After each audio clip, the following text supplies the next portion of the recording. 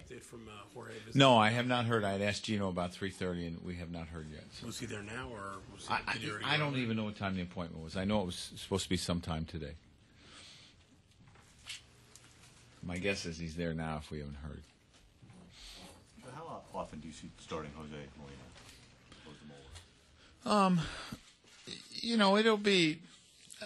You just go day by day. I mean, obviously, Chad's going to catch today. Probably catch Molina tomorrow.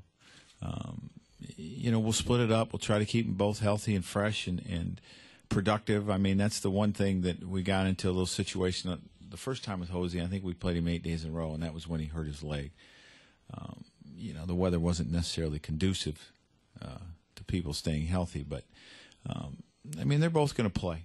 And, you know, one guy gets real hot, you know, we might go with him a little bit more, but they're both going to play. Joe, you probably had some experience with this yourself. Is it difficult when you're a backup catcher for a period of time and then you have to go and try to be the regular catcher for a period of time as well? Or? No, not really. I didn't have a problem with it because our guys do the work to stay in shape. And, you know, Jose's been catching, you know, 2 out of the 5 or 3 out of the 5 anyway, so it's not going to be a big difference for Jose. Chad obviously didn't play for a while, but Chad's in tremendous shape. He catches in the bullpen all the time, does his work with Tony all the time, so I don't worry about him either. You know, I might have a concern if I sent Chad out there 10 days in a row, but I really believe that he would hold up. With Jose, do you have to, you know, kind of just monitor him, just make sure that he's... Yeah, I check with him every day, you know, to make sure he's okay. You know, if there's a day game after a night game I want him to catch, I'll check with him, or I usually give him a heads up. You're going to catch the day game after the night game. But Jose takes care of himself, and I'm not real concerned. The pitchers obviously seem to enjoy working with him. What qualities, you know, that he had, what does he have that seems to be good communication maybe with the pitchers? Or? Well, I mean, Jose understands what he needs to do. He understands the scouting report. He understands the pitcher's strengths, the hitter's weaknesses, is able to apply that to the plan. Sometimes you can go over a plan and say, you know, a guy doesn't hit a changeup very well, and if your pitcher doesn't have a changeup, that becomes an issue. So Jose understands that. He understands how to read swings, and that's something you look for in catchers. Joe, how comfortable are you with such a fluid lineup as opposed to maybe in spring training you thought it'd be a more steady lineup? I've gotten used to it. You know, in 2006, I dealt with that a lot too. So I've really never known it any other way. So I mean, it is what it is, and you know what you have every day going in. So you know you're prepared. It's not like you're surprised every day when I come to the ballpark, like someone's taken away from me. I know every day when I go to the ballpark the 25 guys that are there. So I mean, it's been okay.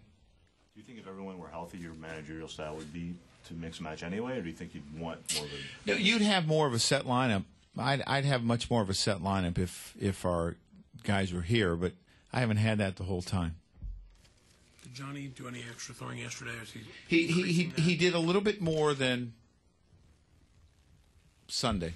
I had to think of the days. He did a little bit more than Sunday, and he'll do a little bit more today than he did yesterday. You know, he's not throwing. The first day didn't throw beyond 60 feet. So, I mean, it's not like it's going to happen overnight. But as long as it's increasing every day, that's a good sign. And I don't imagine it'll take too long. What do you have to see or hear from him to know that he can play the outfield? That he just feels comfortable throwing. That he feels that he's close to where he is and that he doesn't have pain. Would it be ambitious to think he can play the outfield at Fenway, or is that... I would hope so. I'm not necessarily counting on it, but as you know, I like to, you know, have guys come back quick, and I would hope so. But I'm not going to rush him because we can't afford to have a setback here. So when he tells me he's ready, he's ready, and when he tells me he's ready, he might get an extra day. Joe, I guess to be charitable, arm strength's probably not Johnny's greatest weapon as an outfielder. Is that play into it at all? Well, I mean, you just want him back to close to where he was.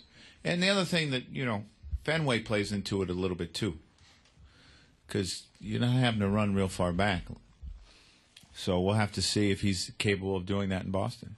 How do you weigh the merits of having him in the outfield and giving you another option for DH as opposed to he might have to make a throw that could change the game?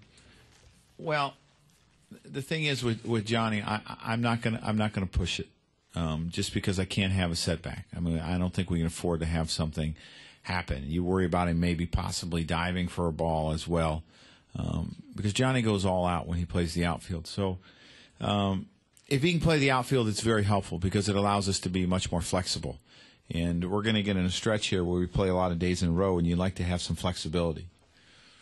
Joe, you had Sexton in there last night with a 12-4 or whatever the score was at the time. Do you see him as a regular late game defensive replacement for Gianni?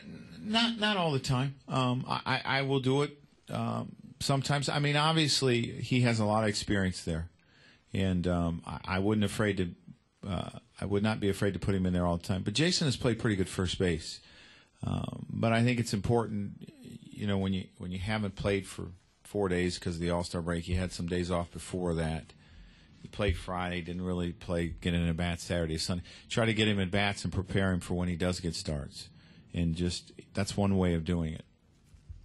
So Cash said yesterday that Rooney would probably throw it back-to-back, and that basically you can bring him up whenever you want to. The fact that your bullpen is pitching as well as it is that allowing you to be patient with him and let him get back to 100% and not necessarily, given how well he was pitching before? I don't necessarily look at it as that.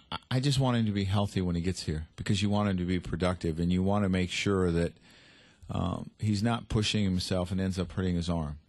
Brian Broony's got a real good arm, and we all saw that his velocity was 95, 96, 97 when he was healthy. And I don't want him coming back at 90% and then getting into a much more intense situation to where he tries to overdo it and ends up hurting himself. So, to me, you have to be smart because you look at the long term. But you want him back here so he's... I mean, Brian Broony was great for us, and whenever he gets back, I mean, we'll welcome him back. But as I said, you can't look at this as a short term. We want him for years to come, so we have to be careful because your legs are so important in pitching. So you have to make sure everything's in shape. How pleased have you been, kind of like what Mark was saying, with the way the bullpen, particularly the middle guys, have become more reliable? I mean, Edouard recently and Robertson. It seems like those are guys you can go to confidently in games that you're winning. Yes, I mean, our bullpen has been great. I'm very pleased with the success our bullpen has had. And, it gives you the option of not wearing guys down, not having to go to guys 3 days in a row. They get a day off. You have to go to them 2 days in a row. They get a day off. It allows you to spread the work around where they all stay strong, stay healthy.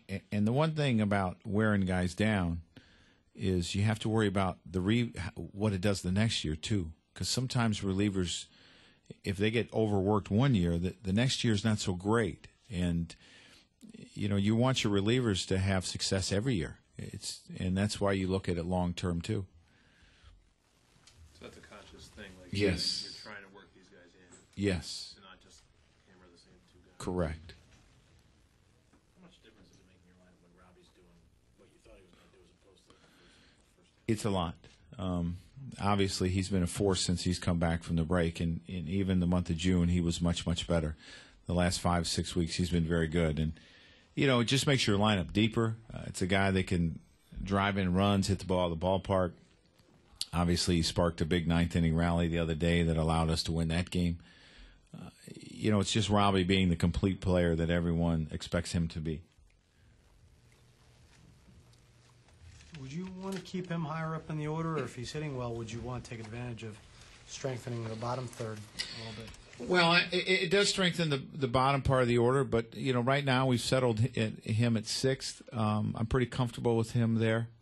Obviously everyone got moved down when Johnny came back, and we got the first guys kind of slotted in their position, and Jason has done a nice job behind Alex and is an on-base guy. And so, I mean, right now we envision him 6th. I'm not going to say that that's what it's going to be like in 2 weeks, but right now that's the spot we have for him.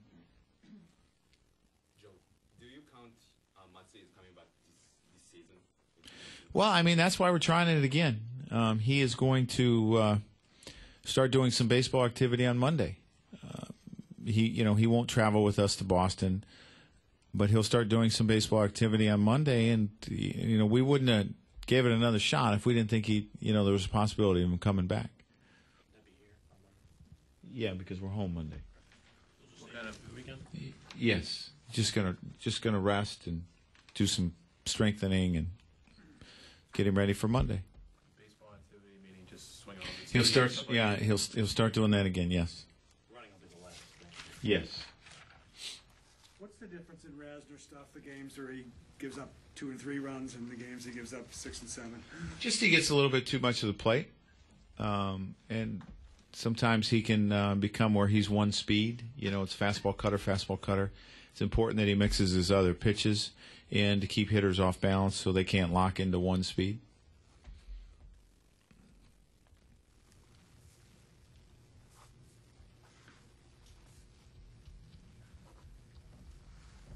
What has Chad been good at with him?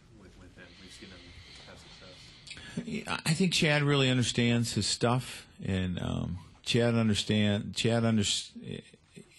part of that relationship is the trust that the pitcher has in the catcher as well.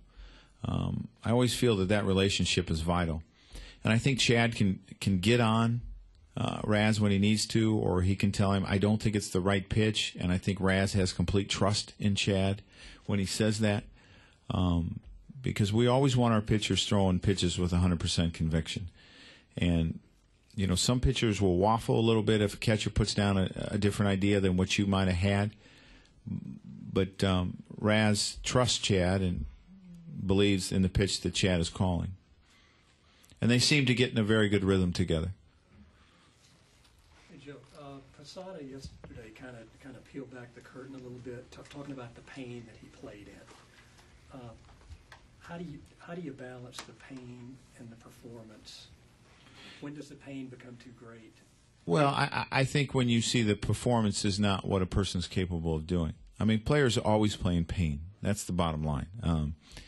Very seldom will you see a guy that goes out there today. You're going to send 18 positional players out there today, and there might be one that says he doesn't have any pain. But when it's detrimental to your performance, that's when it becomes a problem. Joe, one of the assumptions with Posada has been that it didn't affect him swinging the bat that much, but he admitted yesterday that he doesn't really have the same power. He said he can't load and unload really either side. How does that affect the decision when you talk about him still being able to help you offensively? Well, our belief is if you rehab 10 or 11 days, you don't have the taxing of the throwing, that maybe that strength will be in there, so where he feels like he can load and do the things that he has to do. Obviously, catching is the most taxing position that you're going to be out there, whether it's in your legs or throwing, and if he doesn't have to go through that, maybe he'll have that zip that he's used to having. If you didn't believe that he could get that power back over that shorter period of time, then you probably wouldn't anticipate. That doesn't mean, though, he can't be a productive hitter. It may mean he doesn't hit as many home runs, but it doesn't mean that you can't be a productive hitter. Because there's a lot of guys that are still really productive hitters that don't hit 25, 30 home runs. It is such a big part of his game, though. Well, I mean, he's a 20 home run guy, 25. But he still hit pretty good with runners in scoring position this year, the last time I checked, and you can still drive in runs without hitting homers.